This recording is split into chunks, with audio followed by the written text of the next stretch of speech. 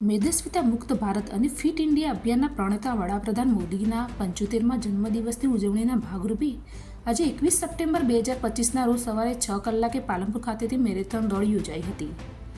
મેદસ્વીતા મુક્ત ભારત અને fit India અભિયાન અંતર્ગત રન અગેન્સ્ટ ઓબેસિટી મેરેથોન દોડ જીડી મોદી કોલેજથી જ્યોર્જ ફિલિપ ક્લબ પાલનપુર સુધી યોજાઈ હતી, જેમાં બહોળી સંખ્યામાં લોકો જોડાયા હતા. વડાપ્રધાન નરેન્દ્રભાઈ મોદીના જન્મદિવસની ઉજવણીના ભાગરૂપે બનાસ મેડિકલ કોલેજ અને જનરલ હોસ્પિટલ દ્વારા જિલ્લામાં 75 આરોગ્ય સેવા કેમ્પ અભિયાન શરૂ કરાયો છે.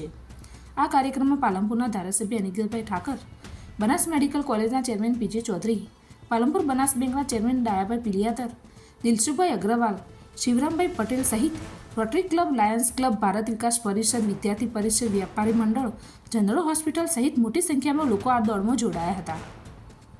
આપણા ગુજરાતના પનોતા પુત્ર અને આપણા દેશના યશસ્વી વડાપ્રધાન નરેન્દ્ર મોદી સાહેબને 75 વર્ષ પૂરા થયા. એ નિમિત્તે અને એમનો જે વિચાર છે કે ભારત એક સશક્ત રહે અને ફિટ રહે, એના અંતર્ગત નમો 75 આરોગ્ય સેવા અભિયાન અંતર્ગત બનાસ ડેરી અને બનાસ મેડિકલ કોલેજના સહયોગથી આજે આખા બૃહદ બનાસકાંઠા જિલ્લામાં 20 જેટલા મેડિકલ કેમ્પોનું આયોજન કરવામાં આવ્યું છે.